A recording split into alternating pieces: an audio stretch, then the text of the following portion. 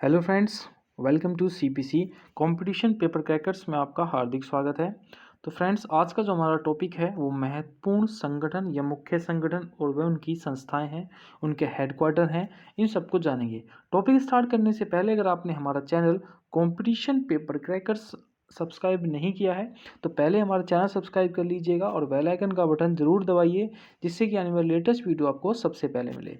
तो आज हम जो महत्वपूर्ण संगठन करेंगे और उसकी संस्थाएं करेंगे उसके बारे में विस्तार से जानेंगे, बिल्कुल बेसिक से जानेंगे। अगर आपने ये टॉपिक कभी नहीं पढ़ा है तो इस तरह से इस टॉपिक को पढ़ाया जाएगा कि आपका आने वाला हर एग्जाम में ये टॉपिक कवर होता है, क्योंकि ये बहुत ही महत्वपूर्ण टॉपिक है। किसी के हेडक्वार्टर पूछ लेगा या किसी भी कुछ भी पूछ लेगा, तो इसको मैं पूरे विस्तार से जानेंगे आज हम कि इस टॉपिक में क्या क्या है और कहाँ से ये टॉपिक लिया गया है। तो स्टार्ट करेंगे बिना टाइम वेस्ट किए। संयुक्त राष्ट्र संघ, यूनाइटेड नेशंस के बारे में हम जानेंगे। यूनाइटेड नेशन ऑर्गेनाइजेशन, इसके बारे में जानेंगे। संयुक्त राष्ट्र संघ 1919, राष्ट्र संघ 1919। ऐसा हुआ, राष्ट्र संघ 1919 की असफल कार्यवाही और द्वितीय विश्व युद्ध हुआ। द्वितीय विश्व, इन दोनों के बीच में जब राष्ट्र संघ भी असफल हो गया और द्वितीय विश्व युद्ध हो गया, तो पूरे विश्व भर में क्या फैल गई? आर्थिक तंगी फैल गई, मंदी फैल गई, मंदी फैल गई। और क्या फैल गई? अशांति फैल गई, अशांति फैल गई। इसके कारण क्या हुआ? जब मंदी फैल गई और अशांति फैल गई, इसके कारण विश्व भर के लोगों ने क्या किया? एक शांति स्थापित करने में, कि विश्व में इस शांति स्थापित करेंगे, इस उद्देश्य से इन्होंने 26 जून 1945 को 26 जून 1945 को सैन फ्रांसिस्को में एक संगठन बनाया, जिसका नाम रखा इन्होंने यूनाइटेड नेशन ऑर्गेनाइजेशन। मतलब क्या रखा है? यूएनओ या संयुक्त राष्ट्र संघ। यह कब लागू हुआ? 24 अक्टूबर 1945 को यह संगठन लागू हुआ। कब हुआ? 1945 को, 24 अक्टूबर 1945 को। इसलिए प्रतिवर्ष हम 24 अक्टूबर को क्या बनाते हैं? यूएनए डे बनाते हैं या संयुक्त राष्ट्र संघ हम बनाते हैं। इसकी जो पहली बैठक हुई थी वो 10 फरवरी 1946 को इसकी पहली बैठक हुई थी। लंदन के एक जगह थी, वेस्टमिनिस्टर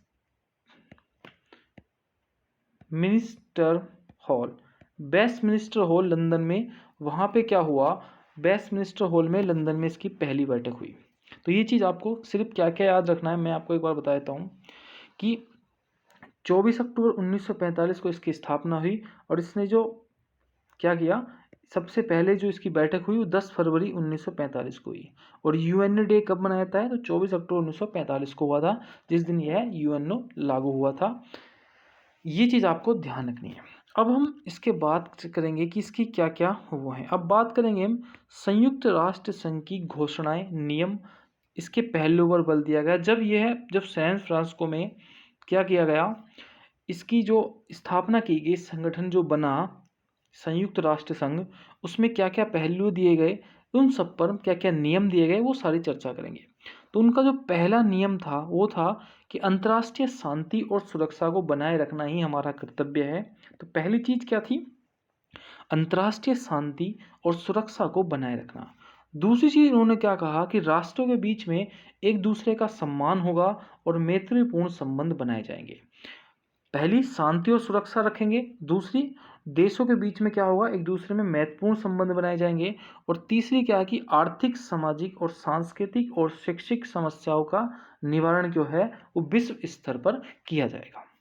चौथी चीज उन्होंने रखी कि राष्ट्रों को आत्मनिर्भर बनाया जाएगा, आत्मनिर्णय लेने वाला बनाया जाएगा और उपनिवेशवाद विघटन की प्रक्रिया को गति देना ही हमारा कार्य होगा। पांचवी चीज उन्होंने क्या रखी कि निरस्त्रीकरण और नई आर्थिक व्यवस्था की स्थापना करना ही हमारा इस घोषणा पत्र पर बल दिया गया। तो इन पांचों चीजों पर क्या दिया गया?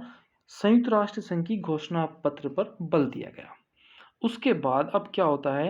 अब हम पढ़ेंगे संयुक्त राष्ट्र संघ के प्रमुख सिद्धांत। उनके क्या क्या प्रमुख सिद्धांत थे, उन चीजों पर हम क्या करेंगे? अब गौर देंगे। पहला उनका जो प्रमुख सिद्धांत था, एक बार वो था कि सभी सदस्य देश घोषणा पत्र में वर्णित अपने कर्तव्यों का निर्वाह करेंगे। मतलब जो जो उन पहलुओं पर बात हुई थी, उन सभी को, जो सभी देश होंगे जिन्होंने इस चीज़ की शपथ ली है, वो क्या करेंगे, अपने कर्तव्यों का निर्वाह करेंगे, मतलब अपने कर्तव्यों को करेंगे अच्छी तरीके से। दूसरी चीज, अंतर्राष्ट्रीय शांति, सुरक्षा और न्याय के अनुरूप अपने विवाद का समापन क्या करेंगे, समाधान करेंगे। अगर किसी दो देशों में अंतर्राष्ट्रीय शांति सुरक्षा को लेकर मुद्दा है या किसी भी चीज़ को लेकर विवाद है, तो उसका न्याय तरीके से, मतलब न्याय प्रणाली के तरीके से क्या करेंगे, उस चीज़ को सुलझाएंगे। तीसरी बात क्या हुआ है प्रमुख सिद्धांत में, कि सदस्य जो देश होंगे, जो संयुक्त राष्ट्र संघ के सदस्य देश हैं, वे क्या करेंगे कि एक दूसरे के विरुद्ध बल का प्रयोग नहीं करेंगे। अगर उनके बीच में विवाद हो भी जाता है तो वे क्या करेंगे, एक दूसरे के विरुद्ध क्या करेंगे, बल का प्रयोग नहीं करेंगे। यह संयुक्त राष्ट्र संघ के प्रमुख सिद्धांत हैं।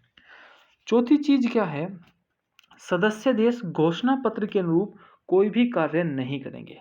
मतलब अगर घोषणा पत्र में के अनुरूप ही कार्य करेंगे, उसके अनुरूप कोई भी कार्य नहीं करेंगे, उसके खिलाफ कोई भी कार्य नहीं करेंगे। और सदस्य देश किसी भी देश के घरेलू मामलों में हस्तक्षेप नहीं करेंगे।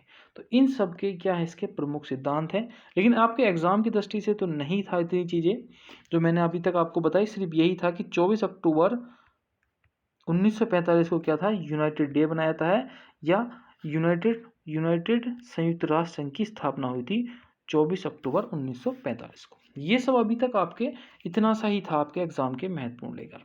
लेकिन अब जो मैं बताने वाला हूं, अब इसके बारे में थोड़ी सी बात करेंगे, एग्जाम में आपके क्या क्या क्वेश्चन पूछे जाते हैं। पहली चीज, मैं एक बार थोड़ा सा इसको छोटा कर लेता हूं। तो पहली चीज क्या है कि संयुक्त राष्ट्र संघ की आधिकारिक जो मान्यता भाषाएं हैं वो कौन कौन सी हैं। अंग्रेजी है, फ्रेंच, चीनी, अरबी, रूसी और स्पेनिश है। तो कितनी भाषाएं हैं, 6 भाषाएं हैं जो आधिकारिक भाषाएं हैं। मान्यता प्राप्त जो भाषाएं हैं वो कितनी हैं, 6 भाषाएं हैं आपकी आधिकारिक मान्यता प्राप्त। लेकिन जो काम होता है संयुक्त राष्ट्र संघ का, वो सिर्फ 2 भाषाओं से होता है। कौन कौन सी, अंग्रेजी और फ्रेंच से। कौन कौन सी भाषाएं, अंग्रेजी और फ्रेंच है। मतलब जो आधिकारिक मान्यता प्राप्त भाषाएं वो 6 हैं। कौन कौन सी, इंग्लिश, फ्रेंच, चीनी, अरबी, रूसी और स्पेनिश। लेकिन काम सिर्फ होता है अंग्रेजी और फ्रेंच में। इसका जो हेडक्वार्टर है यूएनओ का, वो कहाँ पे है, यूएनओ का हेडक्वार्टर है आपका न्यूयॉर्क में। कहाँ पे है, न्यूयॉर्क में इसका हेडक्वार्टर है। तो एग्जाम में काफ़ी बार पूछा गया कितनी आधिकारिक भाषाएं हैं, कौन कौन सी आधिकारिक भाषाएं हैं और कौन कौन सी कार्यकारी भाषा है, या इनमें से कौन सी कार्यकारी भाषा नहीं है।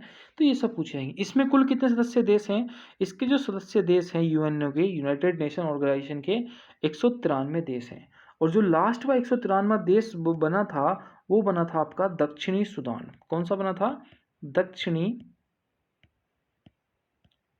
सूडान। इसका लास्ट देश था जो बना था, इसका सदस्य यूनाइटेड नेशन का, कब बना था, 2011 में इसका लास्ट सदस्य बना था यूनाइटेड नेशन ऑर्गेनाइजेशन का। अब हम बात करेंगे, आगे चलते हैं। ये चीज़ आपके लिए सबके महत्वपूर्ण एग्जाम के लिए, कितनी भाषाएं हैं, कौन कौन सी भाषाएं हैं, कौन सी कार्यकारी भाषा है, इसका मुख्यालय कहाँ पे है, इसमें कुल कितने सदस्य हैं और लास्ट सदस्य देश कौन सा बना था, ये सभी आपको याद रखनी है एग्जाम के पॉइंट ऑफ व्यू से। अच्छा, उसके बाद हम चलेंगे संयुक्त राष्ट्र संघ के महासचिव की बात कर लेते हैं थोड़ी सी। जो जो मोस्ट हैं वो मैं एक बार आपको बता देता हूं कि जनरल सेक्रेटरी ऑफ यूएनओ की, तो पहला आपको नाम ध्यान रखना है, मैं एक बार लिख देता हूं, टिग्वे ली। टिग्वे ली जो है ये नॉर्वे के थे और 1946 में बने थे और 1952 तक रहे थे टिग्वे ली।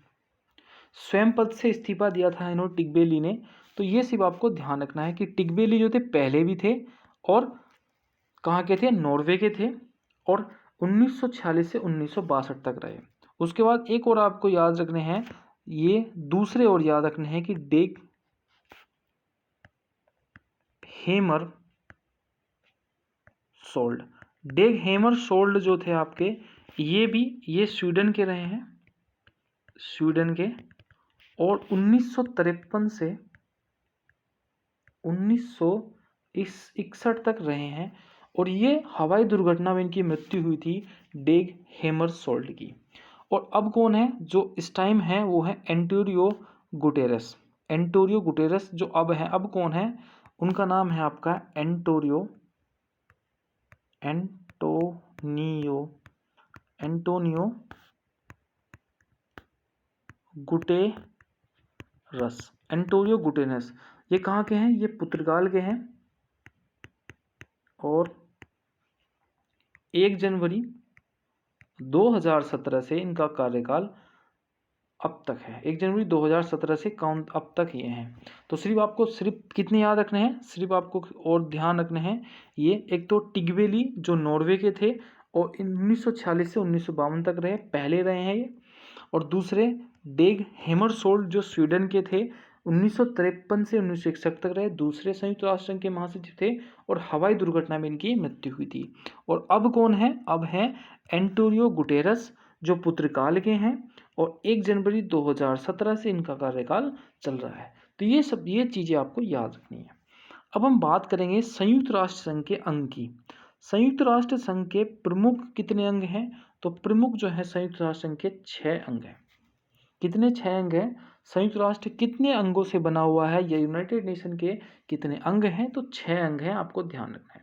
पहले अंग के बारे में हम बात करेंगे जिसका नाम है महासभा, मतलब जनरल असेंबली।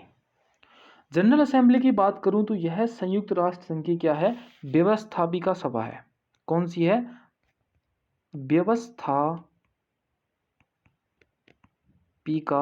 व्यवस्थापिका सभा है संयुक्त राष्ट्र संघ की।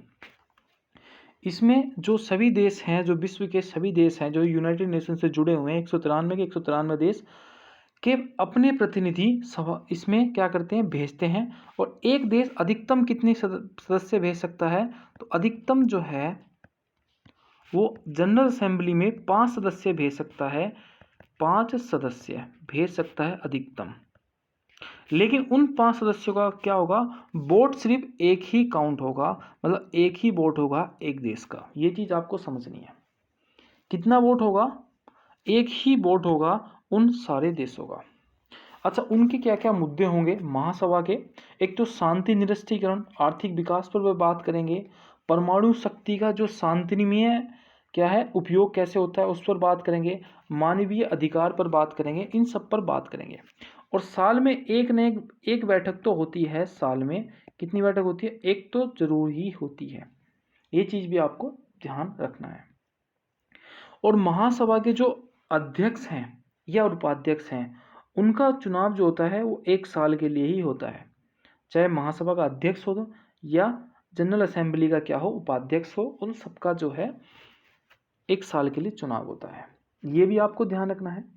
और इसके अगर कोई भी मुद्दा हो, जैसे कि मान लिया कि परमाणु शक्ति का शांतिमय उपयोग, तो इसमें से किसकी मानी जाएगी, 2/3 सदस्यों की स्वीकृति से ही क्या माना जाएगा, निर्णय लिया जाएगा कि इसका कैसे उपयोग करना है।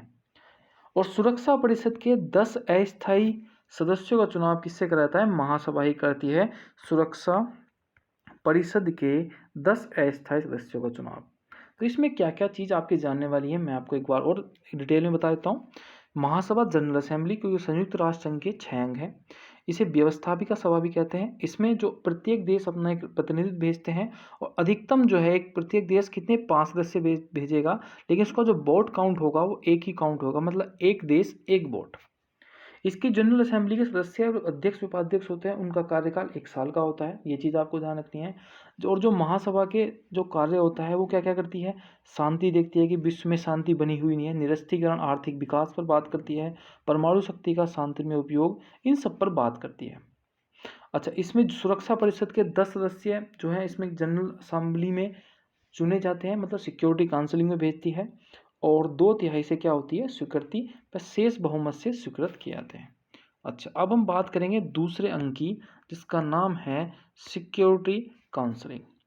सिक्योरिटी काउंसिलिंग, इसकी अगर मैं बात करूं तो दूसरा अंग मान लो आप इसको, इसे मैं बात करूं तो संयुक्त संघ की कार्यपालिका है कौन सी, सिक्योरिटी काउंसिलिंग। और व्यवस्थापिका क्या थी आपकी, महासभा। कार्यपालिका कहते हैं सिक्योरिटी काउंसिलिंग को। इसमें क्या होता है, 5 सदस्य जो होते हैं आपके वो स्थायी होते हैं, 5 सदस्य स्थायी होते हैं स्थायी होते हैं और 10 अस्थायी सदस्य होते हैं। अस्थायी सदस्य होते हैं। तो अगर मैं पूछूं आपसे कितने सदस्य इसमें स्थायी होते हैं और कितने सदस्य अस्थायी होते हैं, तो आप बताओगे कि 5 सदस्य स्थायी होते हैं और 10 सदस्य जो होते हैं आपके अस्थायी होते हैं। और मैं आपको बता दूं कि 5 सदस्य कौन कौन से हैं, तो आपको ध्यान रखना है या लिख लेना है कि अमेरिका पहला एक क्या है, स्थायी सदस्य है अमेरिका। दूसरा है आपका रूस। तीसरा है आपका ब्रिटेन और चौथा है आपका फ्रांस। चौथा कौन सा है आपका, फ्रांस। पांचवा है आपका चीन। तो कौन कौन सदस्य हो गए, तो स्थायी सदस्य हैं 5, अमेरिका, रूस, ब्रिटेन, फ्रांस और चीन। ये सुरक्षा परिषद के स्टेट काउंसिलिंग के 5 सदस्य हैं, सुरक्षा स्थायी सदस्य हैं। अब बात करेंगे अस्थायी सदस्यों की।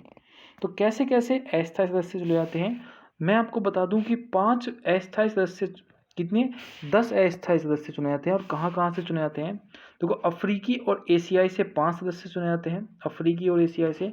3 सदस्य जो हैं आपके, 2 सदस्य लैटिन अमेरिका से चुने जाते हैं, 2 सदस्य ही आपके पश्चिमी यूरोप व अन्य से चुने जाते हैं और एक पूर्वी यूरोप से चुना जाता है। मतलब 5 सदस्य अफ्रीकी और एशियाई से, लैटिन अमेरिका से चुने जाते हैं 2 सदस्य, पश्चिमी यूरोप में अन्य से चुने जाते हैं 2 सदस्य और पूर्वी यूरोप से क्या चुने जाते हैं, 1 सदस्य चुना जाता है।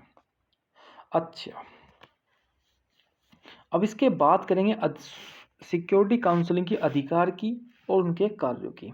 तो सुरक्षा परिषद महासभा के साथ अंतर्राष्ट्रीय न्यायालय के न्यायाधीशों को चुनती है आपकी स्टेट काउंसिलिंग। स्टेट काउंसिलिंग किसको चुनती है, जो संयुक्त राष्ट्र महासभा के अंतर्राष्ट्रीय न्यायालय के जो न्यायाधीश होते हैं उनको कौन चुनती है, सिक्योरिटी काउंसिलिंग चुनती है। Very very most important.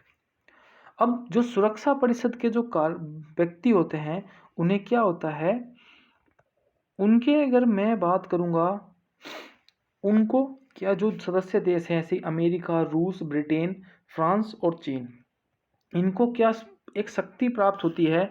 ये अस्थायी सदस्य होते हैं उनको ये शक्ति प्राप्त नहीं होती, लेकिन जो स्थायी सदस्य होते हैं उनको एक शक्ति प्राप्त होती है वीटो की।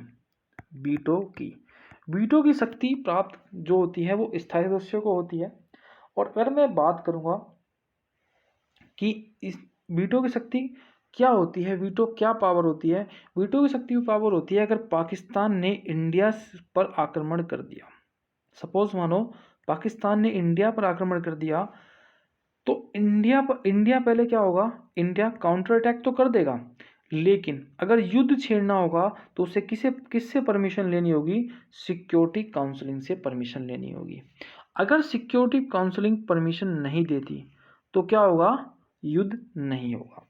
अगर इंडिया चाहता है कि पाकिस्तान पर युद्ध करे, अगर उसके पास वीटो, अगर वो स्थायी सदस्य होता या उसके पास वीटो पावर होती, तो क्या वो सीधा बिना किसी सिक्योरिटी काउंसिलिंग के सदस्यों द्वारा, मतलब 5 सदस्य, क्या 5 सदस्य स्थायी और 10 सदस्य अस्थायी की बिना परमिशन लिए क्या सीधा पाकिस्तान पर आक्रमण कर देता। अच्छा, अब वीटो पावर कैसे मिलती है, सपोज मानो अमेरिका, रूस, ब्रिटेन और फ्रांस और चीन अगर भारत को कह दें कि हाँ भारत स्थायी सदस्य आ गया तो इसको वीटो पावर दे दी जाए तो भारत को, लेकिन सपोज माना रूस ही एक सदस्य नाट जाए, या सॉरी रूस मान जाए, ब्रिटेन मान जाए, फ्रांस भी मान जाए और चीन भी मान जाए कि हाँ भारत को क्या दे देनी चाहिए, वीटो पावर दे देनी चाहिए, लेकिन अमेरिका मना कर दे कि हाँ भारत को वीटो पावर नहीं मिलेगी, तो क्या होगी, भारत को वीटो पावर नहीं मिलेगी, क्योंकि पांचों का ही क्या होना चाहिए, सहमत होना चाहिए कि भारत को वीटो पावर देनी चाहिए या नहीं देनी चाहिए। तो ये काम होता है सुरक्षा परिषद का, सिक्योरिटी काउंसिलिंग का। विश्व में क्या बनाना चाहिए, सुरक्षा बनाने के लिए इसका निर्माण किया गया है सिक्योरिटी काउंसिलिंग का, और संयुक्त राष्ट्र संघ का क्या है, अंग है सिक्योरिटी काउंसिलिंग। अब बात करेंगे आर्थिक विकास, आर्थिक और सामाजिक परिषद की, मतलब इकोनॉमिक एंड सोशल काउंसिलिंग की। इकोनॉमिक एंड सोशल काउंसलिंग की बात करूँ तो इसमें 54 सदस्य होते हैं। कितने सदस्य होते हैं इसमें? 54 सदस्य होते हैं आर्थिक और सामाजिक परिषद मतलब इकोनॉमिक्स एंड सोशल काउंसलिंग में, जो महासभा द्वारा 3 वर्ष के लिए चुने जाते हैं। जो कहाँ से चुने जाते हैं? महासभा द्वारा चुने जाते हैं। इसके सदस्य 3 वर्ष के लिए। तो मैं बता दूं, जो आर्थिक और सामाजिक परिषद है, इकोनॉमिक एंड सोशल काउंसलिंग है, इसमें 54 सदस्य होते हैं। पहली चीज़ आपको ध्यान रखनी है, जो महासभा द्वारा 3 वर्ष के लिए चुने जाते हैं। अच्छा, इनका काम क्या होता है कि आर्थिक, सामाजिक, सांस्कृतिक और मानवतावादी सदस्यों के लिए कार्य करने की सूचना महासभा को देती है। मतलब जो व्यक्ति जो आर्थिक, सामाजिक, सांस्कृतिक और मानवतावादी समस्याओं के लिए कार्य करते की सूचना जो है आपको किसको देती है? महासभा को देती है। अब इसका उद्देश्य की हम बात कर लेते हैं कि इकोनॉमिक्स एंड सोशल काउंसलिंग के उद्देश्य क्या क्या होते हैं। नंबर 1 क्या है? महासभा के सत्तागार में संयुक्त राष्ट्र संघ के आर्थिक और सामाजिक क्रियाकलापों के लिए उत्तरदायी होती है। मतलब जो महासभा के सत्तागार में संयुक्त राष्ट्र संघ के क्या आर्थिक और दूसरा एवं कौन सा है? सामाजिक कार्यकलापों के लिए उत्तरदायी होती है।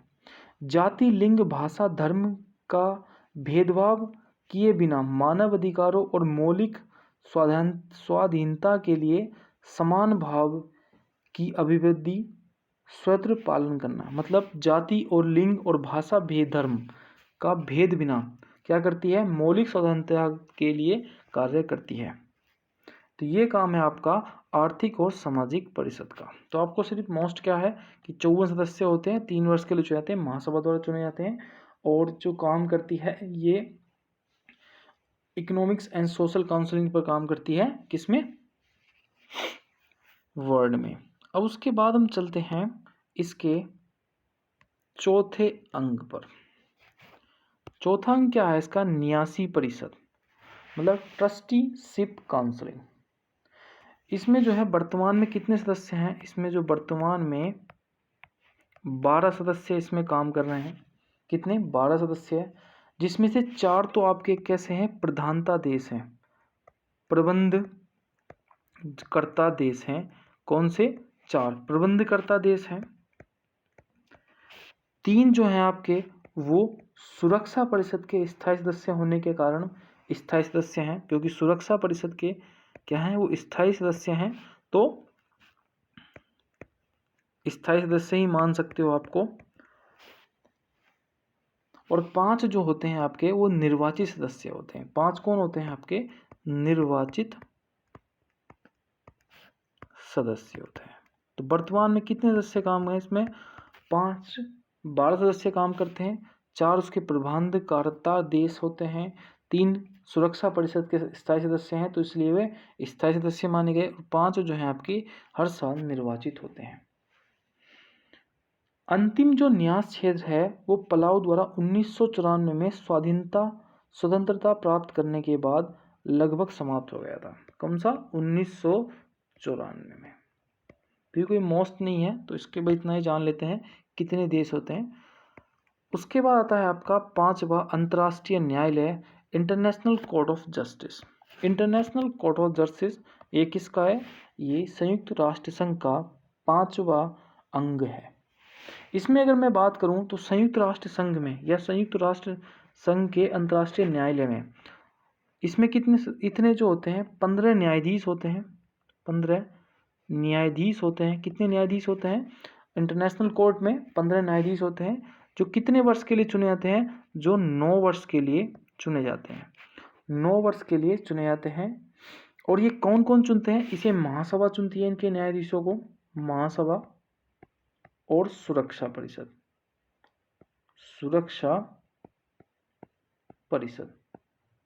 इंटरनेशनल कोर्ट के जो सदस्य होते हैं कितने न्यायाधीश होते हैं? 15 न्यायाधीश होते हैं। 9 वर्ष के लिए चुने जाते हैं, और उसे चुनती है आपकी महासभा और सुरक्षा परिषद। किसी भी सदस्य राष्ट्र के 2 सदस्य चुने जाते हैं, ये बात आपको ध्यान रखनी है। और जितने भी इंटरनेशनल मुद्दे होते हैं उन सब का, अगर किसी भी देश का जो भी मुद्दे हो जाते हैं, किसी भी 3 देशों का मुद्दा आता है तो इंटरनेशनल कोर्ट में चला जाता है और वो इस चीज़ को देखती है। इसमें 15 न्यायाधीश होते हैं और 9 वर्ष के लिए चुने जाते हैं। बस यही चीज़ आपको ध्यान रखनी है। उसके बाद जो छठा अंग आता है आपका, उसे बोलते हैं सचिवालय या सेक्रेटेरिएट। कौन कौन सा होता है? सचिवालय और सेक्रेटेरिएट। तो अभी मैंने आपको कितने अंग बताए थे? 6 अंग बताए थे। इससे पहले मैंने एक चीज़ और रह गई है जो बतानी, जो एग्ज़ाम के पॉइंट ऑफ व्यू से महत्वपूर्ण है। क्या थी वो चीज़? कि इसका जो इंटरनेशनल कोर्ट का जो हेडक्वार्टर है वो हेग में है। हैग मतलब नीदरलैंड्स में है। नीदरलैंड में इसका हेडक्वार्टर है। दूसरी चीज़ क्या है? न्यायाधीश अपने में ही एक अध्यक्ष और उपाध्यक्ष को 3 वर्ष के लिए चुनते हैं। अच्छा, इसकी जो सरकारी भाषाएं हैं, जो इसकी भाषाएं हैं वो कौन कौन सी हैं आपकी? फ्रेंच और अंग्रेजी हैं। फ्रेंच और अंग्रेजी हैं इसकी भी आधिकारिक भाषाएं जो यूएनओ की हैं। तो ये आपको चीज़ याद रखनी है कि 15 न्यायाधीश होते हैं, 9 वर्ष के लिए चुने जाते हैं। सुरक्षा परिषद और महासभा इसको मिलकर चुनती है और इसका हेडक्वार्टर हेग मतलब नीदरलैंड्स में है और अंग्रेजी और फ्रेंच इसकी क्या है? आधिकारिक भाषाएं। अब चलते हैं लास्ट अंग पर, जिसे हम बोलते हैं सचिवालय या सेक्रेटेरिएट। यह संयुक्त राष्ट्र संघ का प्रशासनिक अंग है। क्या अंग है आपका? प्रशासनिक अंग है आपका असेंबली या सचिवालय। संयुक्त राष्ट्र संघ में नित्य प्रतिदिन कार्यों करने के लिए एक सचिवालय है जिसमें लगभग 10,000 कर्मचारी, कितने कर्मचारी काम करते हैं? 10,000 कर्मचारी जो हैं इसमें कार्य करते हैं सचिवालय में। इसका सबसे बड़ा अधिकारी जो होता है वो महासचिव होता है। ये चीज़ भी आपको ध्यान रखनी है। और महासचिव की नियुक्ति जो है वो कौन करती है? संयुक्त परिषद करती है के अप्रस्ताव द्वारा महासभा द्वारा किया जाता है। इसकी भी जो इसका महासचिव होता है, जिसका सबसे बड़ा वो होता है अधिकारी, उसकी जो नियुक्ति करती है वो महासभा करती है। और कितने दिन के लिए करती है? वो 5 साल के लिए उस महासचिव की नियुक्ति करती है। अब इसके अगर हेडक्वार्टर की बात करूं तो न्यूयॉर्क में इसका भी हेडक्वार्टर है। न्यूयॉर्क में इसका क्या है? आपका हेडक्वार्टर है सचिवालय का। इसकी अगर मैं काम तो एग्ज़ाम में नहीं पूछे गए, लेकिन मैं आपको बता दूं, यह संयुक्त राष्ट्र संघ की सुरक्षा परिषद को ध्यान में रखते हुए ऐसे विषयों की ओर दिलाता है जिससे उनकी राय में विश्व शांति भंग होने की आकांक्षा या सुरक्षा के खतरे की संभावना हो। इतना इसका काम होता है बस। अब हम बात करेंगे संयुक्त राष्ट्र संघ के विशेष अभिकरण की। किसकी बात करेंगे? विशेष अभिकरण की बात करेंगे। पहला मैं बात कर लेता हूं, तो पहला जो हमारा संगठन आता है वो है अंतर्राष्ट्रीय दूरसंचार संघ ITU। इस संगठन की अगर मैं बात करूंगा तो पहली चीज़ हमें ध्यान रखनी है, क्या रखनी है कि स्थापना कब हुई थी इसकी। तो इसकी स्थापना की अगर मैं बात करूं तो इसकी स्थापना हुई आपकी 1865 में। कब हुई? 1865 ईस्वी में इसकी स्थापना हुई थी। इसका अगर मैं हेडक्वार्टर की अगर मैं बात करूं, हेडक्वार्टर की, तो इसका हेडक्वार्टर है जिनेवा में। जिनेवा कहाँ पे है? तो जिनेवा है आपकी स्विट्ज़रलैंड में। कहाँ पे?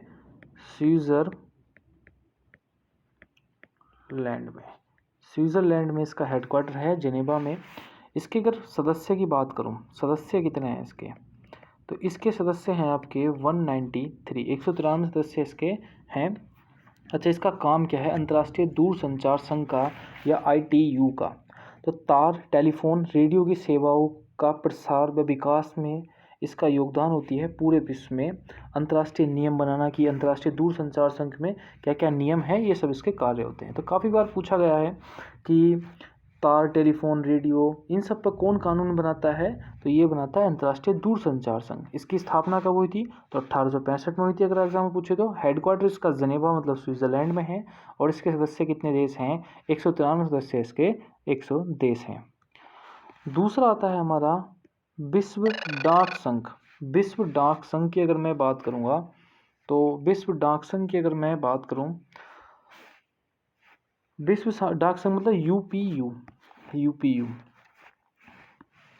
इसके अगर हेडक्वार्टर की मैं बात करूं तो इसकी स्थापना हुई थी 9 अक्टूबर 1874 में। इसकी स्थापना हुई विश्व डाक संघ की।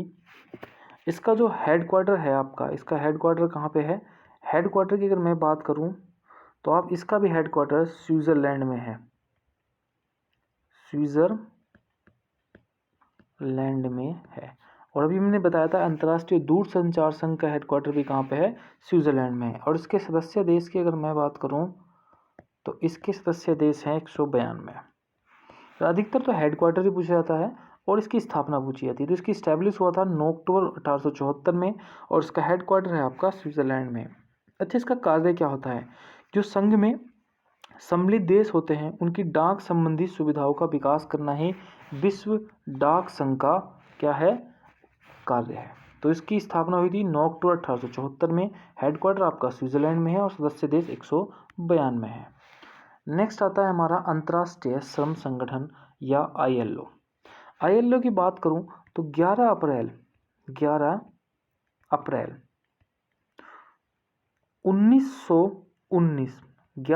1919 को क्या हुई थी? इसकी स्थापना हुई थी। इसकी अगर मैं बात करूं, इसका भी क्वार्टर कहाँ पे है? तो इसका भी क्वार्टर है आपका जिनेवा स्विट्जरलैंड में। और अभी मैंने आपको 2 हेडक्वार्टर और बताए थे, एक तो अंतर्राष्ट्रीय दूरसंचार संघ बताया था और एक बताया था आपको कौन सा? अंतर्राष्ट्रीय डाक संघ। तो इन सब के हेडक्वार्टर भी कहाँ पे हैं? स्विट्जरलैंड में है। अच्छा, इसमें अगर सदस्य देश की बात करूं तो इसमें भी 192 सदस्य देश हैं। इसका कार्य क्या होता है? जो मजदूर की अवस्था में जो व्यक्ति हैं उनके रहन सहन में सुधार लाना, आर्थिक और सामाजिक सुरक्षा को बढ़ाने का उद्देश्य ही अंतर्राष्ट्रीय श्रम संगठन का कार्य है। तो इसका हेडक्वार्टर आपको ध्यान रखना है जिनेवा स्विट्जरलैंड में है और 11 अप्रैल 1919 को इसकी स्थापना हुई थी और जिनेवा स्विट्जरलैंड में है। ये चीज़ आपको ध्यान रखनी है बस। नेक्स्ट आपका विश्व पर्यटन संगठन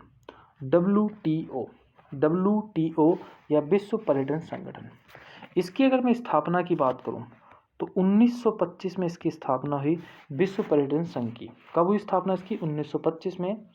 और इसका अगर हेडक्वार्टर की अगर मैं बात करूं तो इसका हेडक्वार्टर है आपका स्पेन में इसका हेडक्वार्टर है। और स्पेन में है आपका मैड्रिड जगह है एक, मैड्रिड। तो इसमें कहाँ पे? स्पेन में मैड्रिड, स्पेन में उसका हेडक्वार्टर है और 1925 में इसकी स्थापना हुई थी। अच्छा, अगर उसकी बात करूँगा इसका कार्य क्या होता है? इसका उद्देश्य जो होता है पर्यटन के माध्यम से आर्थिक वृद्धि और रोजगार के अवसर पैदा करना होता है। विश्व पर्यटन का उद्देश्य है, मतलब आर्थिक वृद्धि, पर्यटन के माध्यम से आर्थिक वृद्धि और रोजगार के अवसर पर्याप्त करना ही विश्व पर्यटन का क्या होता है? कार्य होता है। और पर्यावरण संरक्षण व पर्यटन के विरासत स्थलों को, जो विरासत स्थल हैं उनको प्रोत्साहित भी कौन करता है? आपका विश्व पर्यटन करता है, विश्व पर्यटन संगठन करता है। नेक्स्ट है हमारा खाद्य एवं कृषि संगठन FAO। कौन सा है? FAO, खाद्य एवं कृषि संगठन। इसकी अगर मैं स्थापना की बात करूं तो 16 अक्टूबर 1945 को इसकी स्थापना हुई थी खाद्य एवं कृषि संगठन की। इसमें 194 सदस्य देश हैं। कितने सदस्य देश हैं इसमें? 194 सदस्य देश हैं। और इसकी जो अगर मैं हेडक्वार्टर की बात करूं तो ये हेडक्वार्टर है आपका रोम में। कहाँ पे इसका हेडक्वार्टर है आपका? तो रोम में इसका हेडक्वार्टर है। रोम किसकी कैपिटल है? इटली की कैपिटल है। तो हमने क्या पता चला कि 16 अक्टूबर 1945 को इसकी स्थापना हुई और इसमें कितने सदस्य हैं? 194 सदस्य देश हैं और इसका जो हेडक्वार्टर है आपका वो है आपका रोम, मतलब इटली में। ये चीज़ पता चली। और इसका काम क्या होता है? इसका जो उद्देश्य होता है वो अंतर्राष्ट्रीय कृषि में प्रगति के लिए फसलों के नए नए किस्म के बीज तैयार करना, इसका ही कार्य होता है खाद्य एवं कृषि संगठन FAO का। नेक्स्ट आता है हमारा अंतर्राष्ट्रीय मुद्रा कोष, अंतर्राष्ट्रीय मुद्रा कोष जिसे हम बोलते हैं IMF। क्या बोलते हैं? IMF। अंतर्राष्ट्रीय मुद्रा कोष वेरी मोस्ट इम्पोर्टेंट है, एग्जाम में काफ़ी बार पूछा गया है। तो इसकी अगर मैं बात करूं तो 27 दिसंबर 1945 को इसकी स्थापना हुई थी अंतर्राष्ट्रीय मुद्रा कोष की। और 1 मार्च इसकी स्थापना कहाँ हुई थी? वाशिंगटन डीसी में। वाशिंगटन डीसी में इसकी स्थापना हुई। कहाँ पे हुई? वाशिंगटन डीसी में इसकी स्थापना हुई थी। और 1 मार्च 1947 को इसने अपना कार्य शुरू किया था। तो एग्जाम में काफ़ी बार पूछा जाता है कि इसने अपना कार्य कब स्टार्ट किया? तो 1 मार्च, ध्यान रखना है, 1 मार्च 1947 को। तो एग्जाम में अगर आपसे पूछा जाए कि अंतर्राष्ट्रीय मुद्रा कोष की स्थापना कब हुई, तो 27 दिसंबर 1945 को इसकी स्थापना हुई थी। और इसने कब अपना कार्य स्टार्ट किया? तो 1 मार्च 1947 को इसने अपना कार्य स्टार्ट किया था। अच्छा, इसके अगर मैं हेडक्वार्टर की बात कर लूँ, हेडक्वार्टर की, तो वाशिंगटन डीसी में अंतर्राष्ट्रीय मुद्रा कोष का हेडक्वार्टर है। वाशिंगटन डीसी में इसका क्या है? हेडक्वार्टर है। और इसमें 190 सदस्य देश हैं। और 190वां सदस्य जो देश बना है अभी IMF का, वो बना है अंडोरा। जैसे कि 193 सदस्य कौन बना था? UNO का दक्षिणी सूडान।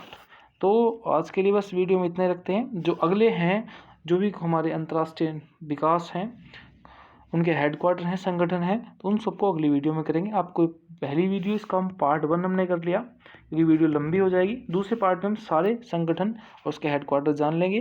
तो आपको वीडियो कैसी लगी हमें कमेंट बॉक्स में ज़रूर बताना। अभी तक अगर आपने हमारा चैनल सब्सक्राइब नहीं किया है तो प्लीज़ हमारे चैनल को सब्सक्राइब कीजिएगा और बेल आइकन का बटन जरूर दबाइए, जिससे कि लेटेस्ट वीडियो आपको सबसे पहले मिले। मिलते हैं अपनी नेक्स्ट वीडियो, तब तक के लिए जय हिंद, जय भारत।